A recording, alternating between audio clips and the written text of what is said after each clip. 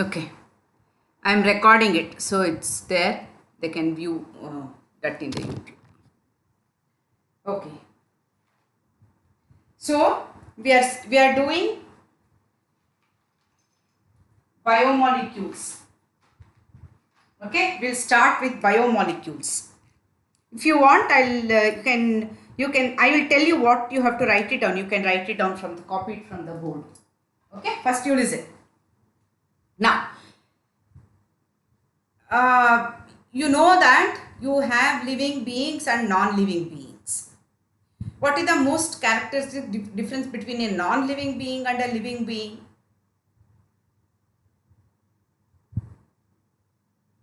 Non-living being cannot grow, okay, cannot sustain or cannot reproduce. Whereas living beings, they can grow, they can maintain themselves and they can reproduce. It's a very, very characteristic feature. And the non-living beings, amazing thing is, the living beings, though we are all living beings, we are all made up of non-living molecules. It is the non-living molecules which dictate living beings. Okay, so when I say biochemistry means we will study the chemical changes occurring in biological systems, living systems. That constitutes biochemistry. Okay, and the living systems are made up of a large number of complex non-living molecules. They are called as biomolecules. Okay, so we are doing biochemistry and we will learn about biomolecules. Biochemistry means what? We'll study of chemical changes occurring in biological systems, living systems. Okay, so, and living systems are made up of a large number of non-living molecules which are called as biomolecules. And these biomolecules are lifeless substances but which are the basis of life, which help the living being grow, maintain and reproduce. Okay, and when I say biomolecules, there are a large number of biomolecules. You have carbohydrates, you have proteins, lipids, hormones. Okay, so vitamins, these are major actually. Carbohydrates, proteins, lipids, hormones, everything. And vitamins and minerals also play a vital role. Okay, they also play. Yes, Bharadwaj joined. But good, you joined. Okay, we just started with biochemistry. Okay, just telling Okay. about the definition of biochemistry. Biochemistry means the chemical changes occurring in biological systems. And biological systems are made up of non-living molecules called biomolecules. These biomolecules help the living beings grow, sustain and reproduce. And you have a large number of biomolecules like carbohydrates, proteins, lipids, hormones, all these. And you have small percentage of vitamins, mineral salts. They also play a vital role. Now, we'll start with carbohydrates now. And I want all of you to write down the classification which I write on the board, because in no book they have given the classification properly. Please write down the classification of carbohydrates in a sheet properly in your book. First, listen to me. What do you mean by carbohydrate? Now, carbohydrates, they were essentially found to contain carbon, hydrogen, oxygen. They are a molecule of carbon, hydrogen and oxygen, and they found that there are many carbohydrates with hydrogen and oxygen in the ratio 2:1. Hydrogen and oxygen in the ratio 2:1 along with carbon. So actually they thought that they can be represented like this. The CxH2OY, where XY may be same or may be different. That means they essentially contain carbon, hydrogen, oxygen, and hydrogen, oxygen in the ratio 2:1. So they called them as carbohydrate, meaning hydrates of carbon. That means carbon along with the water molecules. That is what they thought first. But it was a misnomer because there are many molecules, carbohydrates, which do not obey this formula. For example, rhamnose. Rhamnose is C6H10O5. Okay? No, C6H10O4. And deoxyribose, C5H10 and O4.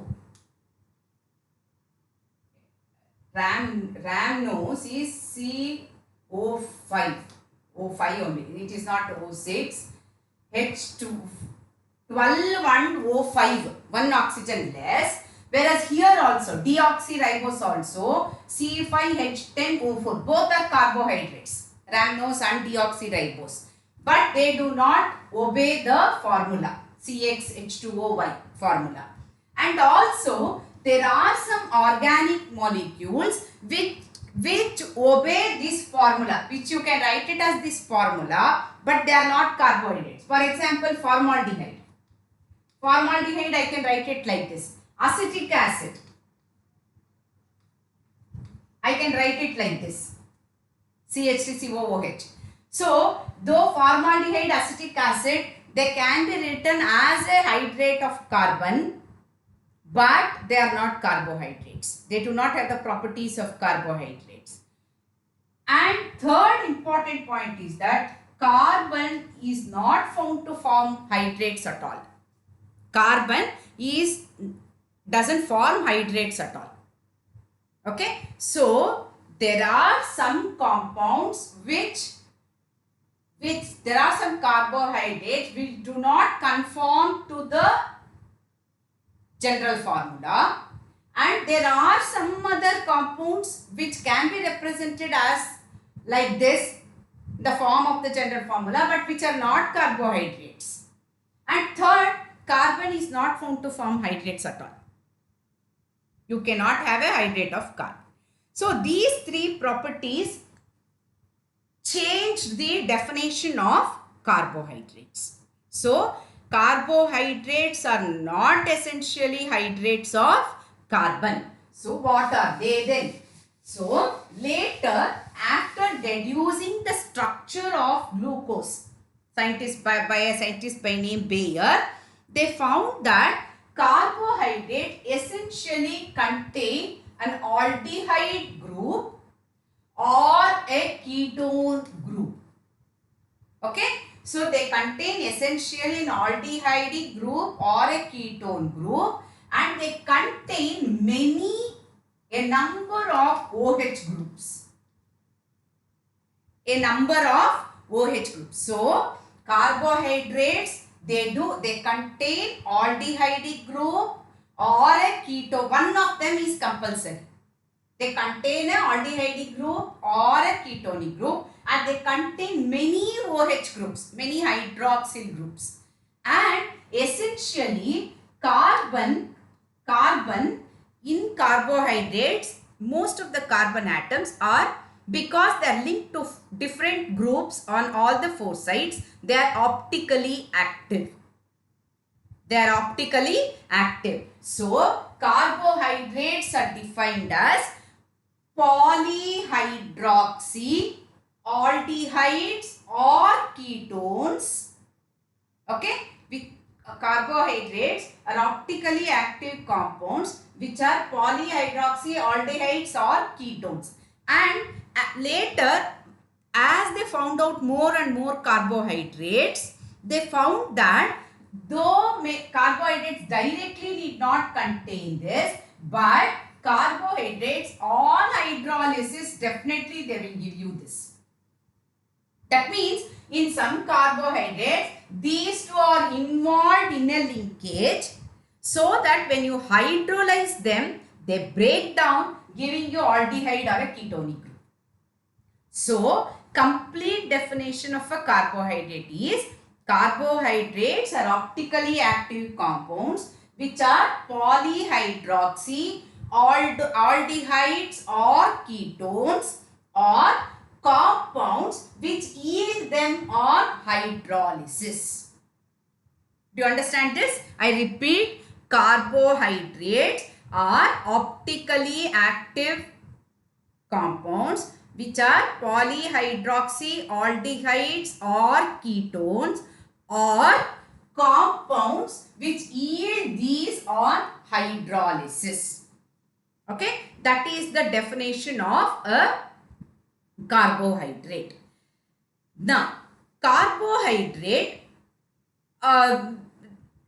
they all have the naming. Coming to the naming, they all end with the suffix OSE.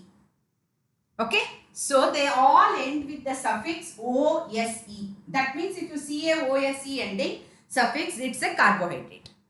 Where it can be a glucose, fructose, sucrose, maltose, lactose, arabinose, anything, name anything, it will have the suffix OSE. That is a carbohydrate. Okay. Now, coming to the understood till here, all of you?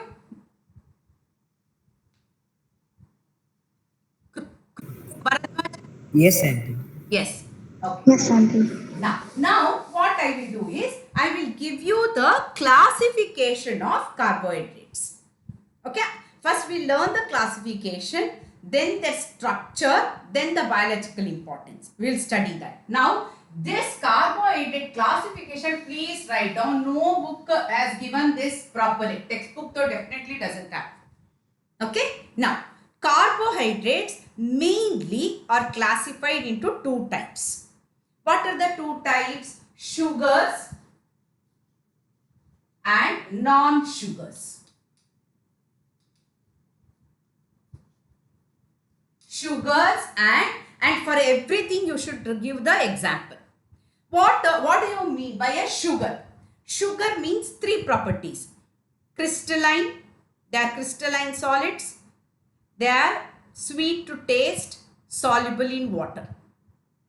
Sugars are crystalline solids, sweet to taste, soluble in water.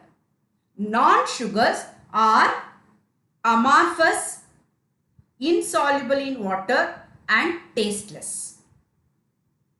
Do you understand this?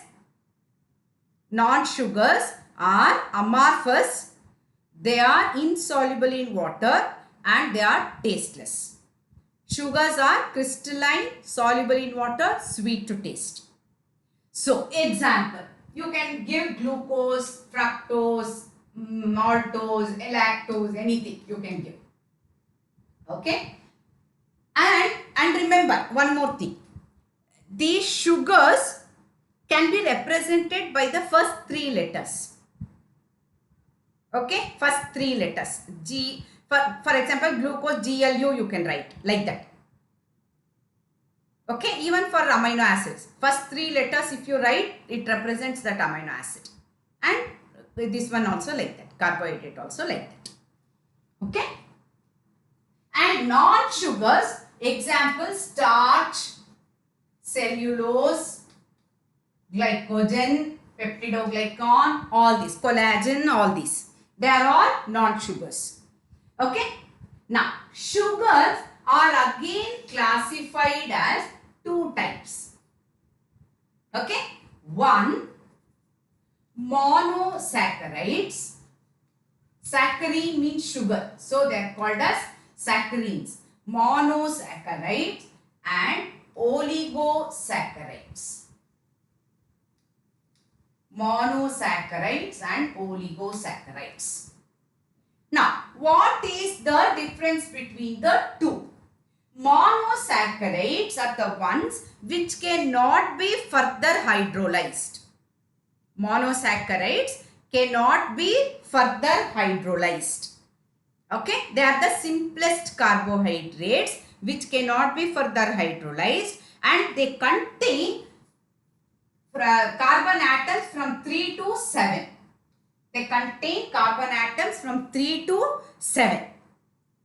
Okay, now monosaccharides are further classified as, depending on the number of carbon atoms, they are further classified as trioses, tetroses, pentoses,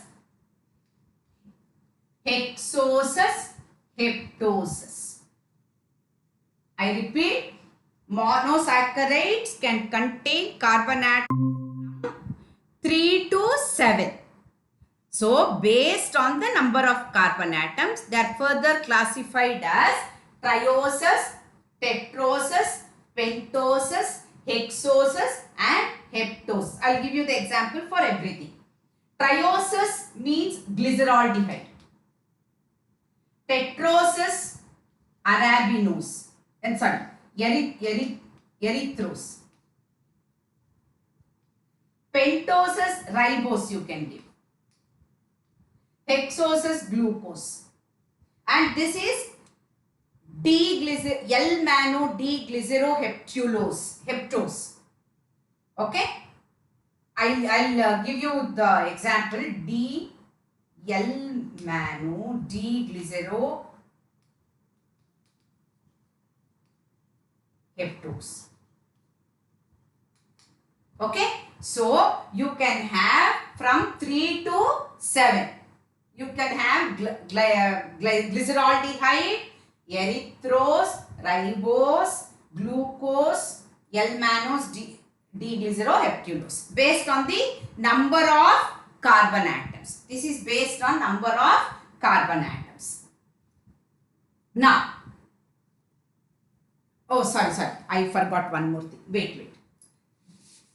Now, monosaccharides are further classified into two. As I told you, they can either contain aldehydic group or ketonic group. So, based on that, they are classified as aldoses or ketoses. Yes, I want to tell you this first and then go to that. So, they are classified as aldoses or ketoses. Then they are classified as, both of them are classified as trioses, tetroses, pentoses, hexoses and heptoses. Here also trioses, tetroses, pentoses, hexoses and heptoses. Write down this. Write down the classification. So, Auntie, can you send the picture? Okay, I'll send. So, aldoses or ketoses. Aldoses, example glucose. Monosaccharide also, example glucose or fructose. Okay, aldoses. Aldoses means what? They contain aldehydic group. Ketoses means they contain ketonic group. Example fructose. And aldoses can be aldotrioses, aldotetroses, aldopentoses, aldohexoses and aldoheptoses. Similarly, ketoses.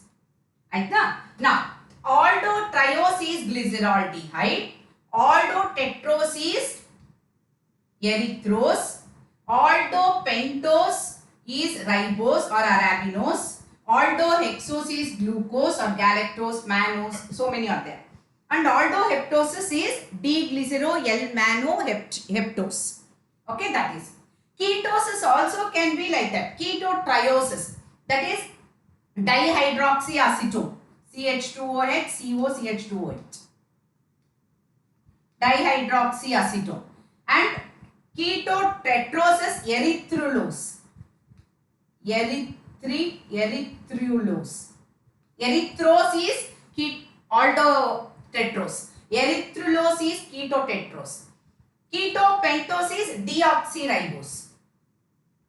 Deoxyribose. And ketohexoses is fructose. And this is pseudoheptulose. Pseudoheptulose. So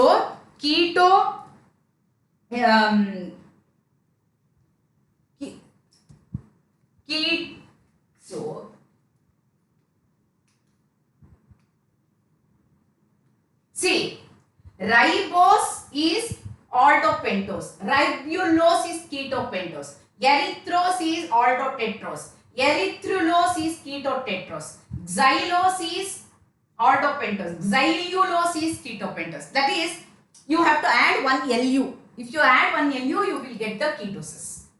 Like that, if you can remember. So these are examples for aldoses and ketosis. Okay. Now I Krupa, I will finish the classification and then take the pick.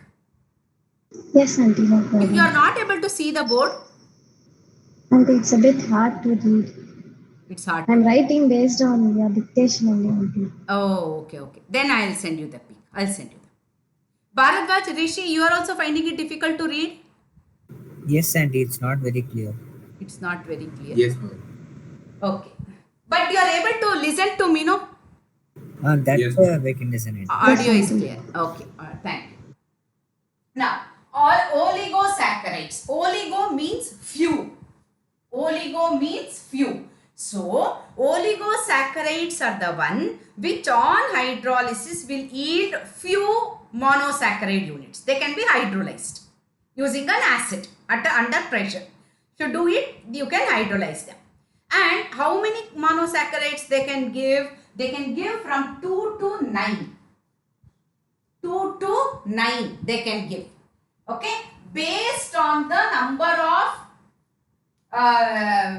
monosaccharide units which they yield on hydrolysis, they are classified as disaccharides, trisaccharides, tetrasaccharides, like that, pentasaccharides, like that. Accordingly, they will have the formula. For example, disaccharide C12H22O11. Okay, and trisaccharide C18H32O16. Here it will be C24H48 and O12, like that. So it based on that it will increase.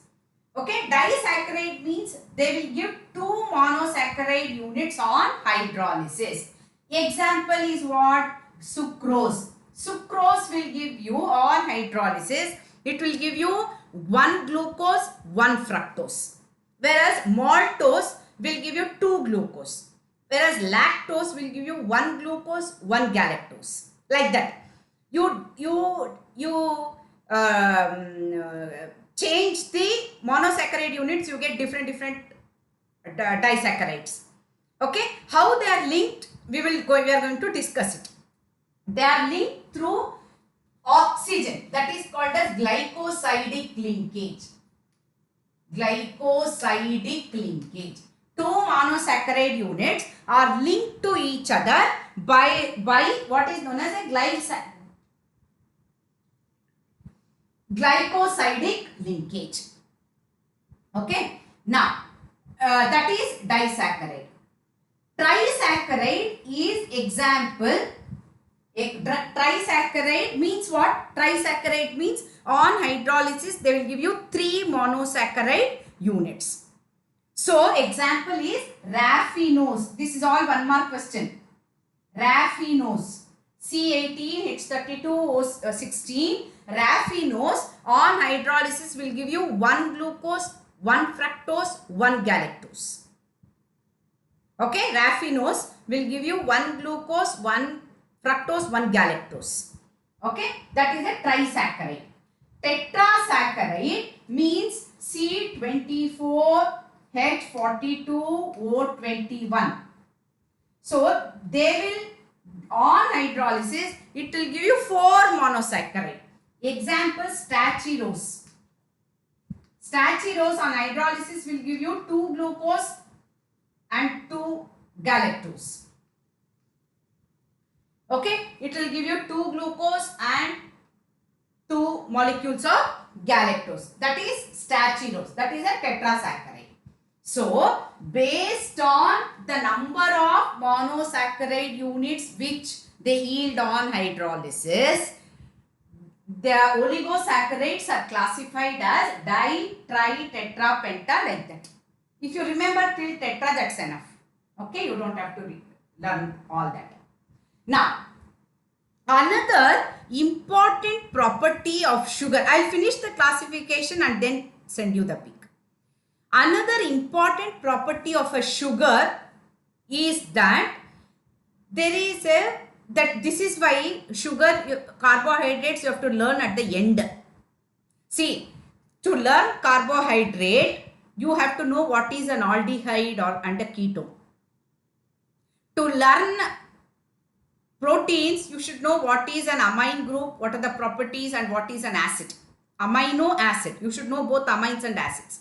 That is why after studying all the organic chemistry, you are at the end you study biomolecules. Because you would have studied the properties of aldehydes, ketones, acids, amines. After that only you will understand biomolecules properly. If I tell you now so many reactions which you won't understand at all. Okay, since it is now we have to study by force, so we are doing. Otherwise, I wouldn't have done this. I would have finished amines and then only go here. Otherwise, you won't understand anything. Okay, so you try to understand how much ever is possible for you. Okay, now these sugars, there is, if you have an aldehyde group, it has a property. You know that aldehydes can be easily oxidized to acids. So, if you treat it with any reagent, it will reduce that reagent because this is getting oxidized. It will reduce that reagent, whatever reagent you take. There we study Fehling solution. I will explain everything. What is Fehling solution? How you do it in the lab also. Tollens reagent, bromine water, all these. What is the result expected? Okay, so aldehydes, when you heat it with Tollens reagent, this you are going to do it in the lab, ammoniacal silver nitrate. If you add silver nitrate, Tollens reagent and little warm, there will be a silver deposition on the glass test tube. That is called a silver mirror test, silver mirror. Because it will reduce silver oxide. Ammoniacal silver nitrate is nothing but silver oxide, reacting part. It will reduce it to silver, precipitate, bright silver mirror, and itself gets oxidized to acid. Aldehydes always get oxidized to acids. So, they have a property called that they can be reducing. That is the reducing property. So, they will reduce the reagent. Okay? Because they get easily oxidized, they reduce. When the compound can reduce, when you have to remember this. When it can reduce, when it can have a free aldehyde group, it can reduce, or it can reduce when you have a ketonic group adjacent to CHOH group. When you have a ketonic group adjacent to CHOH group, this is called as ketoenol tautomerism. It will tautomerize itself to this group so that this will also be reducing, this will also be reducing. For this, it can reduce as it is. You don't have any condition. But if you have a ketonic group, it has to be adjacent to CHOH group. Then only it can reduce. So, sugars which contain a free aldehyde group or a ketonic group adjacent to CHOH group, they have a property of reducing the reagent. So, some of the sugars, they will do this. When they can do this, when they have a free aldehydic or a ketonic adjacent to this. If these two are linked, that is, it can neither have a free aldehydic nor a free ketonic adjacent to CHOH, it cannot reduce. That is the condition. So, accordingly, sugars are also classified as reducing sugars or non-reducing sugars. Very important it is. Reducing sugars and non-reducing sugar. Reducing sugar means which will reduce tolerance reagent or Fehling solution. Okay, when it can reduce? When it has got a free aldehydic group or a ketonic group adjacent to CHOH group. It can reduce. Okay, so this is reducing sugar or non-reducing sugar. So reducing sugar can be glucose, fructose, maltose, lactose, all that. Non-reducing, example, you must remember this, it is sucrose. Why sucrose? Because in sucrose, the glycosidic linkage is between aldehyde of glucose and ketonic of fructose. Both are linked so that it cannot reduce.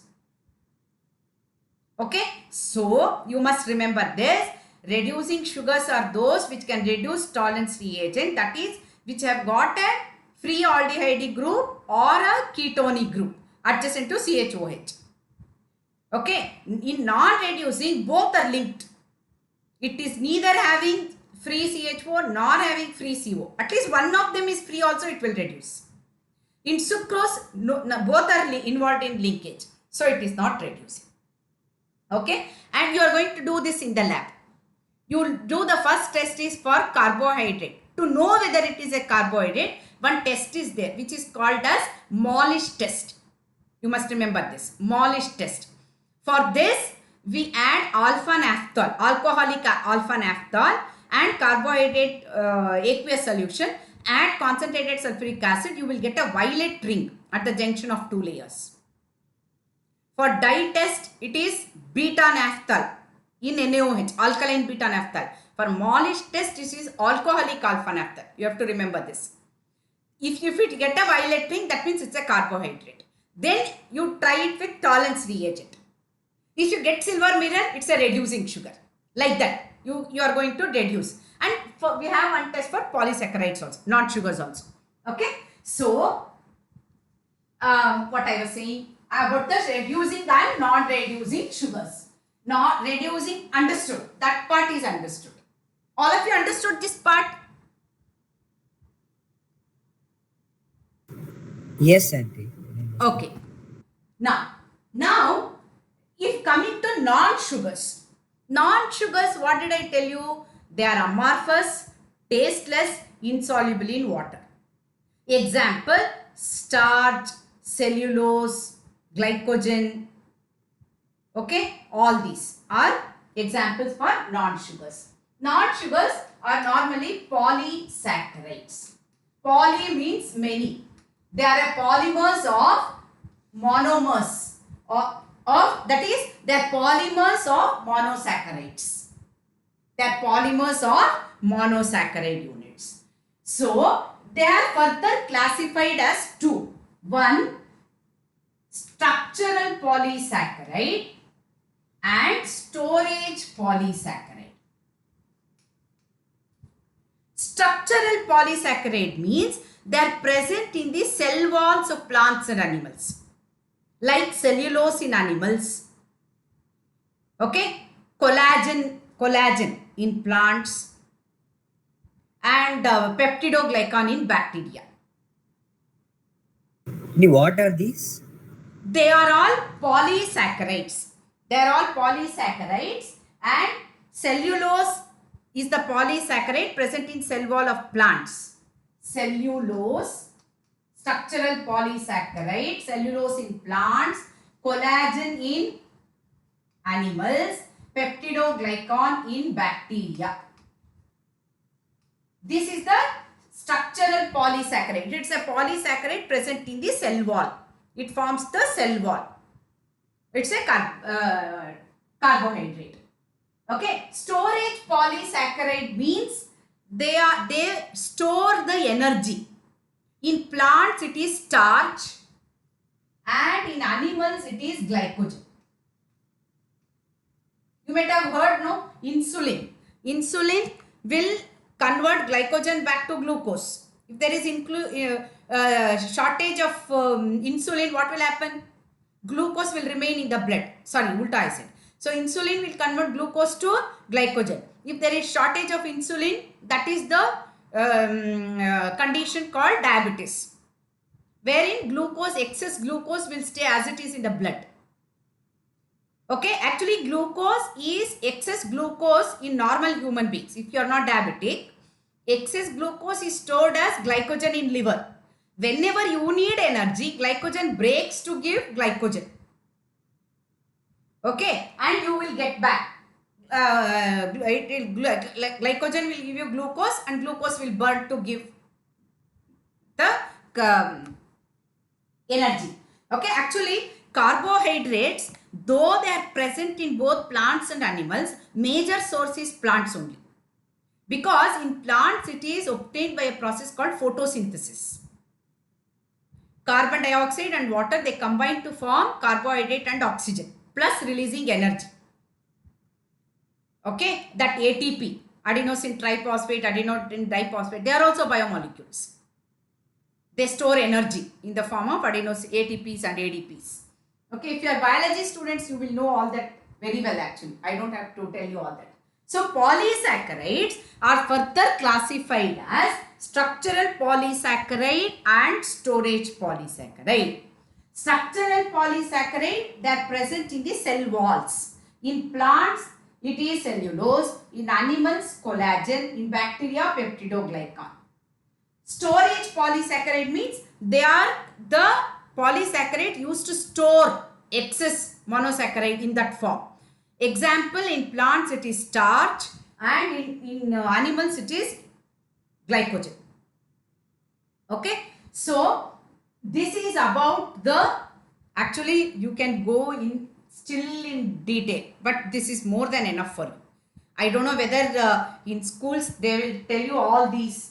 Okay, normally all of them actually, all the monosaccharides, all the polysaccharides, they are made up of glucose only. Glucose is the most abundant compound on earth. Glucose is the most abundant compound on earth because all polysaccharides are made up of glucose, whether it is alpha D plus or beta D plus. They are all made up of glucose only. Okay, so I will discuss about that when I come to the structure. But they have deleted so much of portions. I will see what is there for you and teach only that much. Don't worry. Okay, because it takes too much time to teach all the structures of disaccharides also. It's interesting actually. You will learn it very well. It may help you in your entrance exams. Okay, understood this classification? Andy, can you send a pic of that? I will send you. So polysaccharide, as I told you, for polysaccharide we do it in the lab, what is known as iodine test.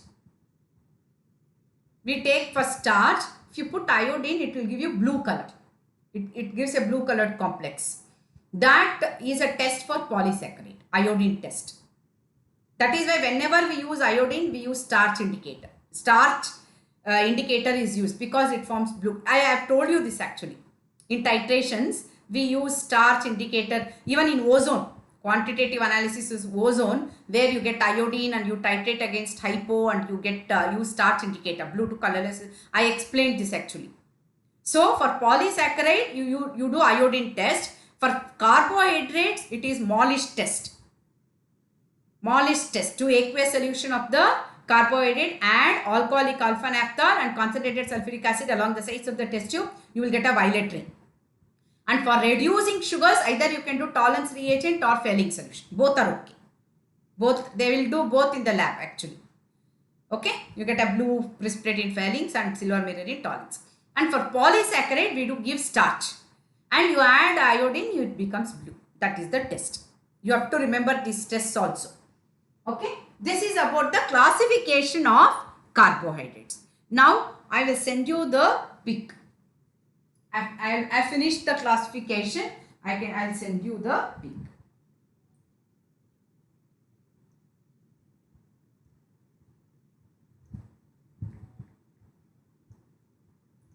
I don't know whether I can cover the entire thing. I'll take it horizontally. I think I can.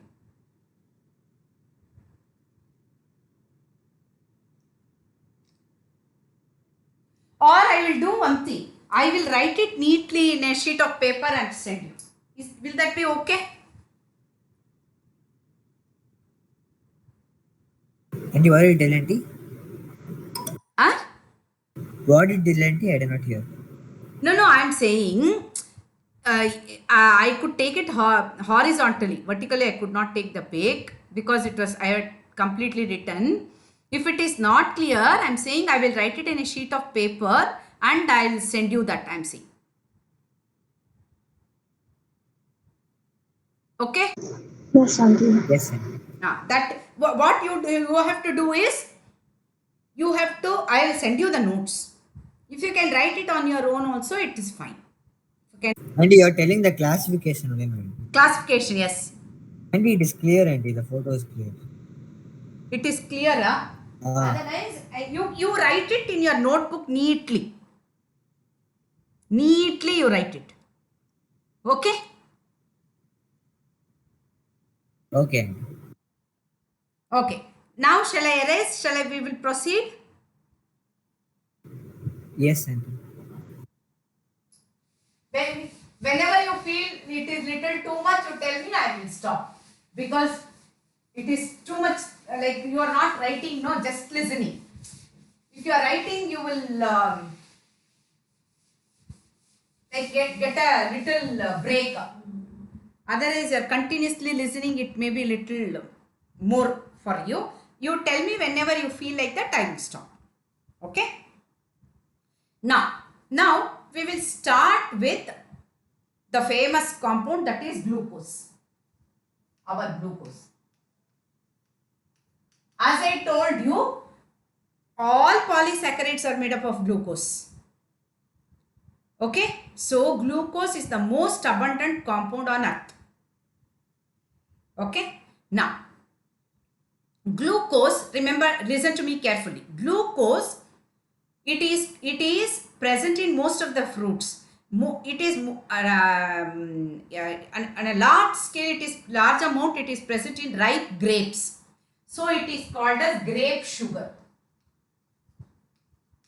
Grape sugar. Okay? It is also present in other fruits, but in grapes it is present in more large quantity. So 20%. So it is called as grape sugar. And it is present in blood, so called as blood sugar. Blood sugar. It is also present in other fruits like apple, mangoes, and it's also present in honey. Honey is also a major source. Okay? And very important, it is dextrorotatory. It is stereo specific, because in carbohydrate, actually 4 asymmetric carbon atoms are there. So 2 to the power of 2 to the 4, 4 to the 8, 16 isomers are possible. Stereoisomers are possible.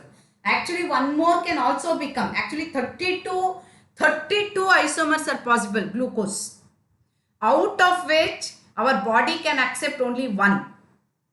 So, whenever we synthesize glucose to inject into the body, it has to be that isomer only, alpha D plus glucose only.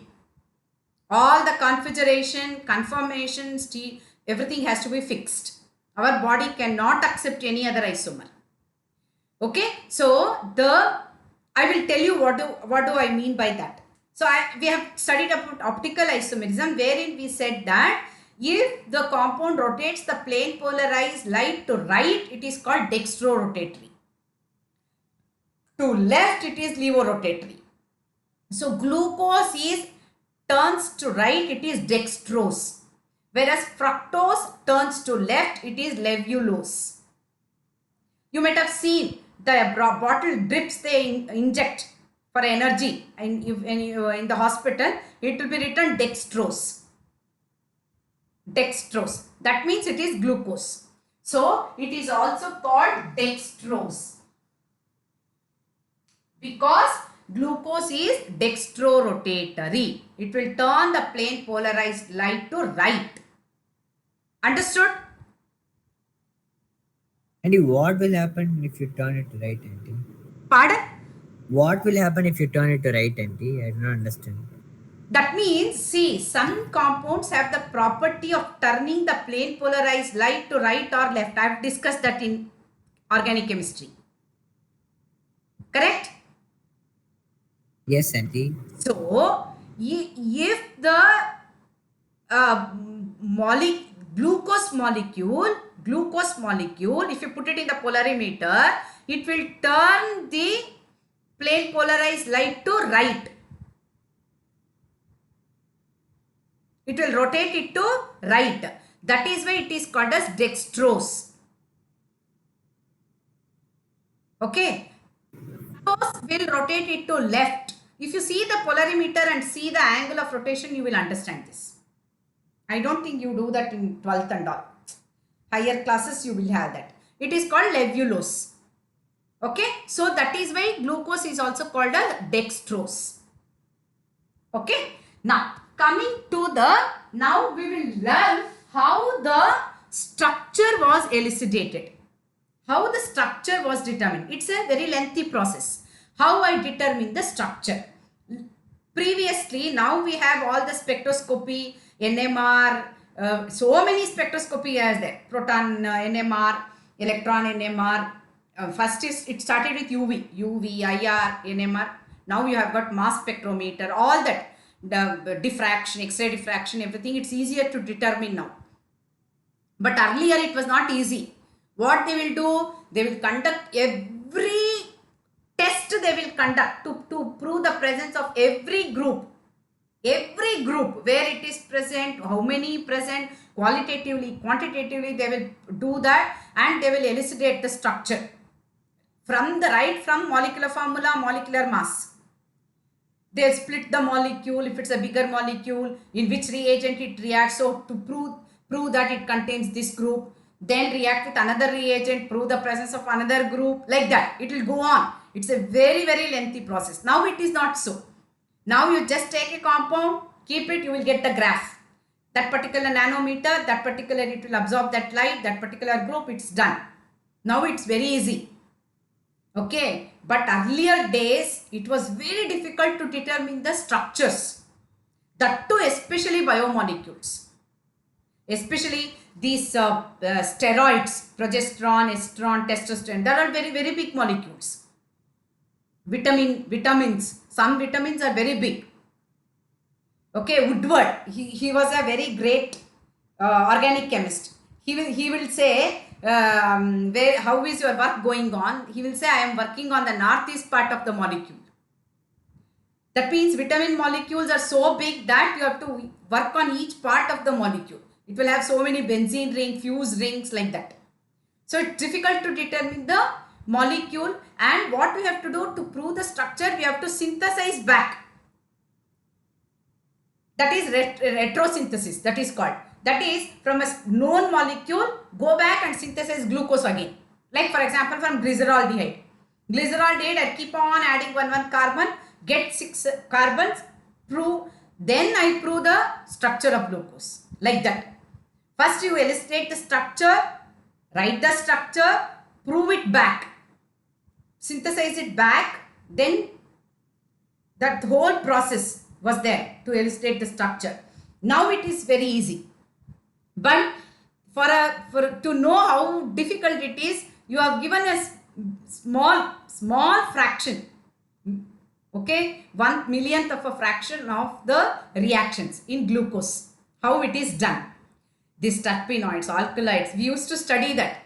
We will study from a simple molecule, we prepare a 2-page synthesis. Terpenoids, alkaloids and all. We will have it for the exam in post-graduation. You cannot miss even one step there. And you will have to, every time you have to separate D isomer, L isomer. You have to take the D isomer if it is optically active, or L which is biologically active. From that again continue. It's a very big protein synthesis and all. It's a very, very difficult thing to do and very costly also. 1 gram is costlier than gold. Like that it is, glycine, alanine and all. So now what we will do is, you will just study how difficult it is to know the structure of glucose. Okay, you are going to prove the structure of glucose by doing different tests. What are the groups present in that? How you determine that? Okay, it was done by Bayer. But actual configuration, exact configuration was done by Emil Fischer, and he got Nobel Prize for that. Okay, so we will study the structure. Now glucose has the structure like this. I will tell you how to easily remember all the structures, all the monosaccharides, all the disaccharides. You don't worry.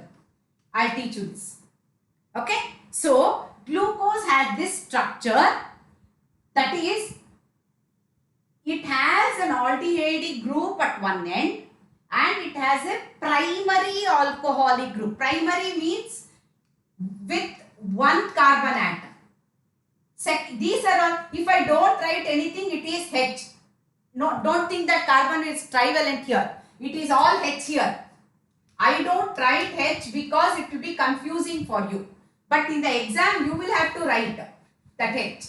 So, these are all, these 4, 1, 2, 3, 4 are secondary hydroxyl groups because they are linked to 2 other carbon atoms. Whereas, the last one is a primary alcoholic group because it is linked to only one other carbon atom. Okay, so glucose has 1 aldehydic, 1 primary alcoholic, 4 secondary alcoholic groups. Do you understand this? Glucose has 1 aldehydic, 1 primary alcoholic, 4 secondary hydroxyl groups, alcoholic groups. Understood? Clear, aunty. Clear. Now we have to prove. To prove this, you should have studied aldehydes. At least you have studied alcohols. You know a little bit. Amino acids though are very difficult because you neither have studied acids nor amines. If you have studied both, amino acids is easier. Since you have not studied aldehydes, you will have to trust me. Okay? So, now, first test. I will write the structure in short so that you can understand it easily. I will write it like this. Okay? First what they will do is, they will know you remember 11th you studied qualitative analysis. Presence of carbon, hydrogen, oxygen, nitrogen, phosphorus, sulfur, test and all is there, nitroprusside test. Please learn that. Very, very important. Ferroferricyanide, you get that. You remember for nitrogen, Prussian blue. You guys studied that or not? Aunty, where will it come, aunty? Huh? Where will it come, aunty? Oh, you my God. I'm sorry, aunty. 11th man, organic chemistry, qualitative analysis, Geldahl's method, quantitative estimation of carbon and hydrogen, everything, problems on that. Aunty, these seem so new, aunty. I never heard. Oh my these God, words. very, very important. You start organic chemistry with that. First, how will you know whether a compound is organic? You prove the presence of carbon, hydrogen. Okay, carbon, hydrogen, you burn it. It gets oxidized to carbon dioxide and water. It will turn anhydrous copper sulfate. It will turn it blue. You don't remember that at all?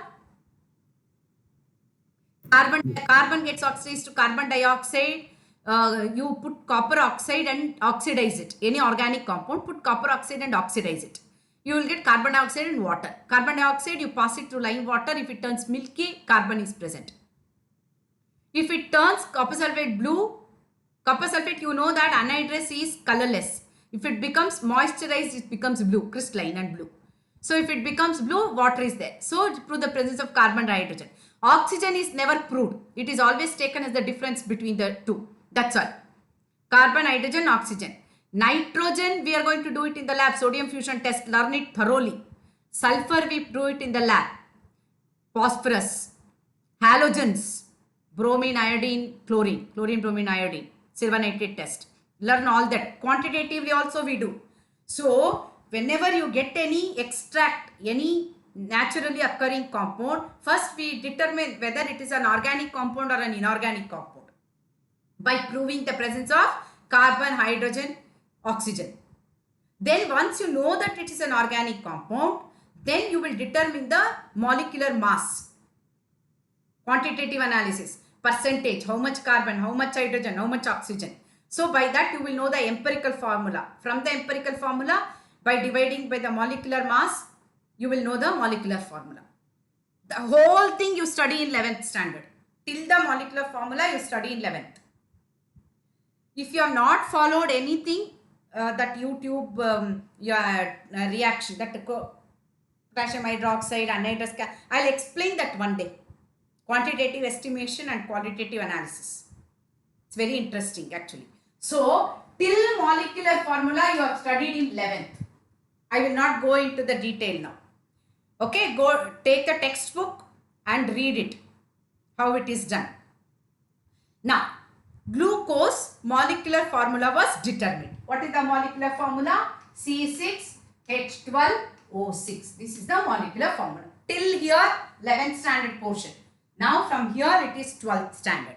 So, now I have to prove the presence of all these things now. Okay. So, now I know the molecular formula. Now, I will see how do I prepare this one now. Now, glucose, this aldehyde group, you have to believe me here because you have not done aldehydes. Aldehydes, they react with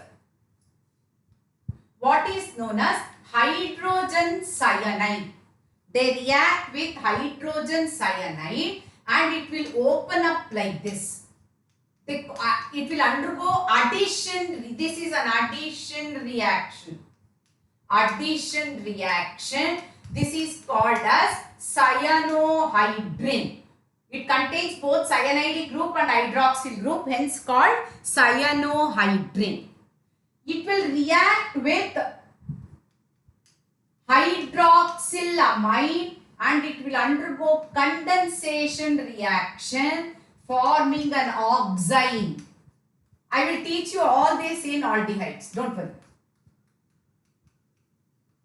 So, with hydroxylamide, it undergoes condensation to give an oxime. With HCN, it undergoes addition to give cyanohydrin. Okay, and both these confirm the presence of, see, both the reactions are given both by aldehydes and ketones. Both these reactions are given by aldehydes and ketones. That means the compounds containing carbonyl group, will give this test. Since glucose gives both the test, that I conclude that glucose contains carbonyl group. I don't know whether still it is aldehydic or ketone, but I conclude that it contains a carbonyl group. So this reaction confirms the presence of carbonyl group. Second, now what I do, I treat the glucose with tolerance reagent or bromine water or tolerance reagent, bromine water, anything. If you do it, it gets oxidized. Oxidized to give an acid. Very important point here. Every point is important. They will ask in 1 mark. If you oxidize glucose using tolerance reagent or bromine water, you will get an acid containing same number of carbon atoms.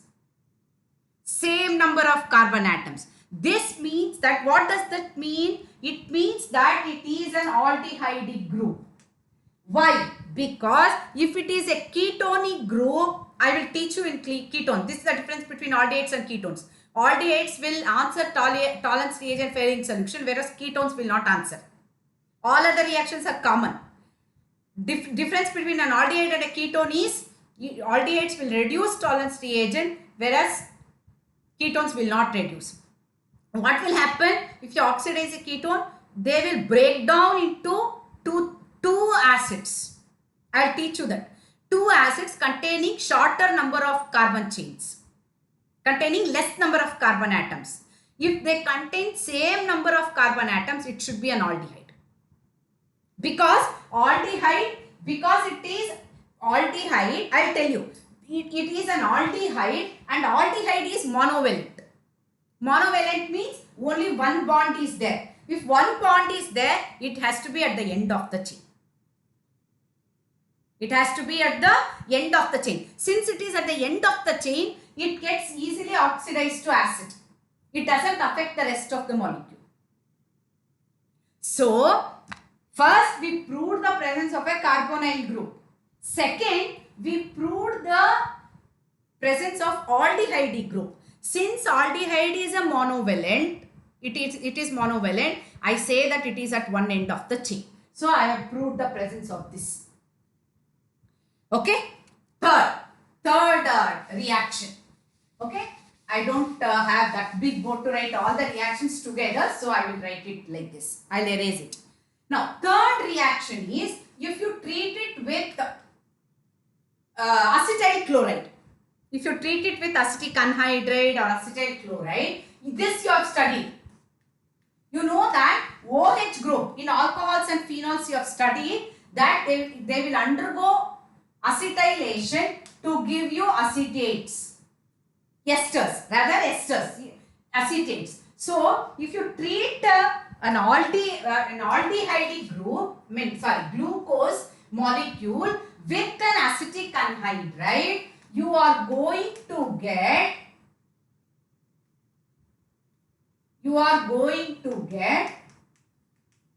pentaacetate. Actually, this structure is wrong. Why, I will tell you later. But for the time being, you can, to make it easier, I can write it like this.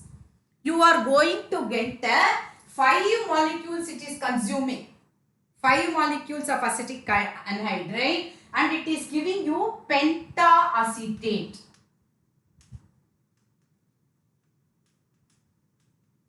What does that mean?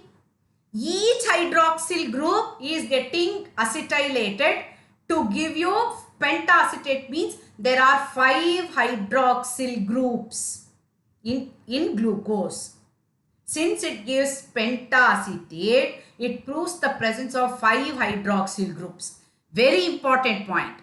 Another important point is that if a compound contains carbon atom having 2 hydroxyl groups on same carbon atom, it will be unstable. It will immediately lose a molecule of water.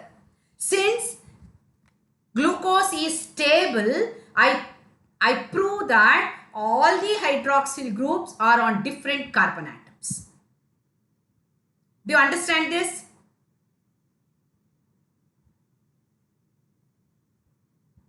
Krupa, Rishi, Bharadwaj? Can you repeat that? Krupa, you didn't understand? They not very clearly. Not clearly. Rishi? No, ma'am. No. Okay. See, if you treat glucose with acetic anhydride, you are going to get pentaacetate. If it contains 1 hydroxyl, you will get monoacetate, 2 diacetate, 3 OH groups triacetate, 4 OH groups tetraacetate, 5 OH group pentaacetate. Each OH group will get acetylated. Since glucose gives pentaacetate, it means that it contains 5 OH groups. Understood? Yes, auntie. Okay. Now, if a carbon atom contains two OH groups, it is unstable. It will immediately lose a molecule of water. That I have told you. In alcohols, I have told you. Since glucose is stable, I prove that all the 5 OH groups are on different carbon atoms. That is what it is. All the OH groups are on different carbon atoms. Understood? Got it, auntie. Got it. Now, this is the next point. Now, another point is that this, I told you, no, it will get oxidized. I didn't tell you the name of that.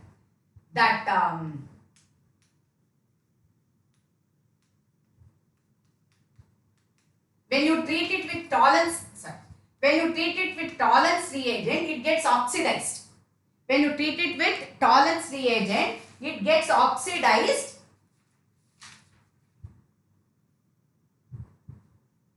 It gets oxidized to this. It will reduce Tollens reagent. This is called as gluconic acid.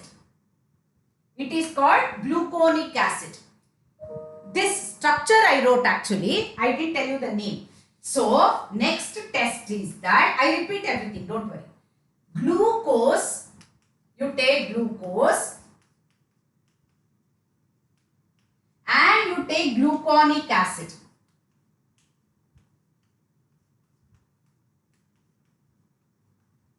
Both of them, when you hydrolyze it with concentrated nitric acid, you are going to get glucaric acid or saccharic acid.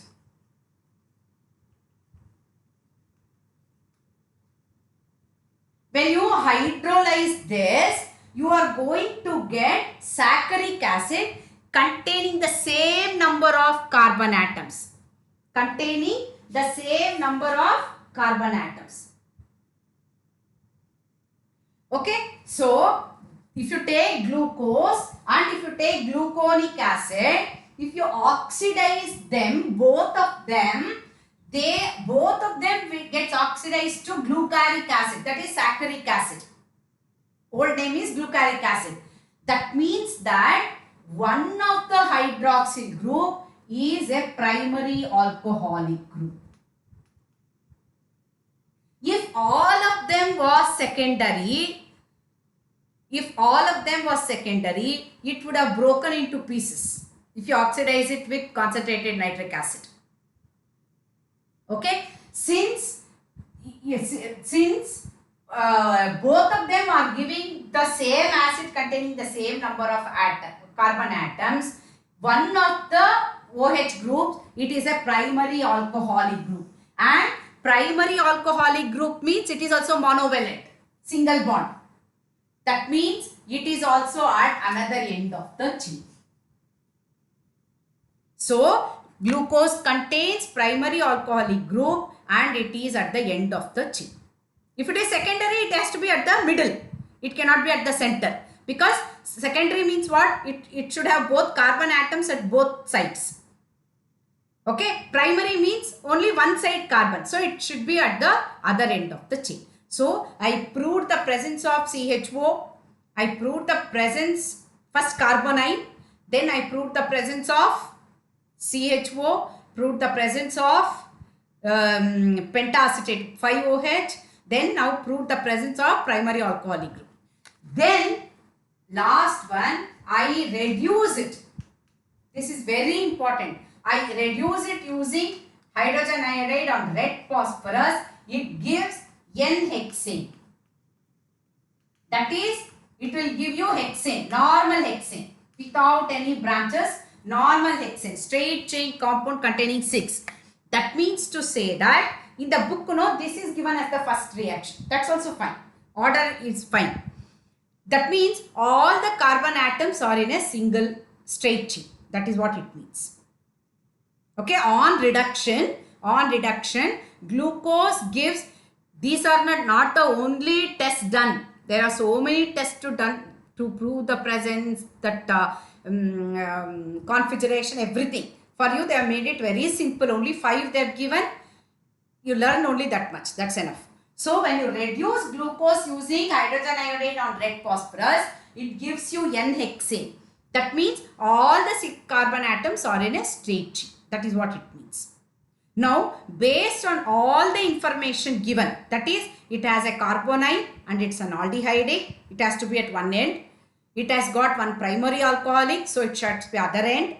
All the other are secondary, so they are in between, and all of them are in straight chain. With all the information given, I am going to write the structure of glucose like this. I write the structure of glucose as, with all the chemical tests I did, now I write the structure of glucose as CHO, COH, H, COH, H, COH, COH, CHOH. This is the structure of glucose. Actually, as I told you, according to this also, 2 to the power of 4, 16 isomers are possible. Okay, and I told you, Emil Fischer was the scientist who gave exact configuration where that OH is. There are 4 OH groups. Whether it is to the left or right, we don't know. Okay, so their stereochemistry is 3-dimensional structure is further difficult. That will give you the exact glucose molecule which our body accepts. But configuration means which I can write on the board, 2-dimensional. Arrangement of atoms. It will give you the arrangement of atoms in 2 dimension. That was given by Emil Fischer, where that OH, whether it is to the left or right, so many tests done for all that. That in detail you are not studying. You just say that Emil Fischer gave the structure, exact configuration of glucose molecule in 1902 and he got the Nobel Prize for that. This is the exact structure. So glucaric acid is same, gluconic acid with COOH. Glucaric acid will be 2COOH like this. Now next is how to prove the presence of structure. Now what I will do, I will, as I told you, retrosynthesis. I will take a small molecule, known molecule, and keep on increasing, prepare glucose. Then I have proved the structure of glucose. It was actually done. They took glyceraldehyde. This is glyceraldehyde. Glycerol is CH2OH, CHOH, CH2OH. Glyceraldehyde is CHO, CHOH, CH2OH. From glyceraldehyde, if you can see, glyceraldehyde is the smaller version of glucose. You keep on adding. See, this portion is same. This portion is same. Glyceraldehyde. Only thing is you have to add 3 more carbon atoms. That they did. They took glyceraldehyde and extended the chain. There are so many reactions to extend the chain. Extended the chain and they proved the presence of glucose. Story is not yet over. It is not free. The aldehyde group is not free there. We have to study the cyclic structure, which we'll study in the next, because it is just too much to study in one class. We have studied enough today, so I'll do it in the next class. Now we know the structure of glucose. Finally, we have arrived at the structure of glucose. The rest of it, what are the difficulties in there are so many tests which could not prove the presence of glucose. Always, when you put a theory, there are always objections. There were so many objections because it didn't react the way they wanted it to react. Some tests it didn't give, free aldehydic. That is why with some it opens. With some reagent it doesn't open. Aldehydic. It doesn't give all the tests of aldehydes. So they had to further relook into the structure, further remodify the structure, and they gave the final structure. That I will tell you how to do it in the next class. And all monosaccharides, they just differ in the OH group, arrangement of OH group. For example, galactose. In galactose, the 4th OH is here. In mannose, 2nd OH is here. Like that. They all differ in where that OH is. Different monosaccharide I mean hexosesame. Okay, they all differ in the position of the OH groups, left or right. Normally, tentatively, the structure remains. Understood, kids? Yes, auntie. It was interesting. Story of glucose. Yes, auntie. You had not learnt this much in the school. No, no. No, auntie, not this much. Okay. They just Okay. Because they're finished, no biomolecules in most of the schools, they're finished. auntie, they finished it fast, auntie. So I will make you write all the structures, man. I'll make you write all the monosaccharides, all the disaccharides. I'll make you write. You'd become auntie, sucrose while mod- they were teaching these, the deleted portions were not there, auntie. But now there are a lot of deleted portions in this lesson, auntie. Yes. The Yes. whole of oligosaccharides is fully deleted. Fully deleted, but I will teach you the structures of all the disaccharides, all the three. It's very interesting and you should know it.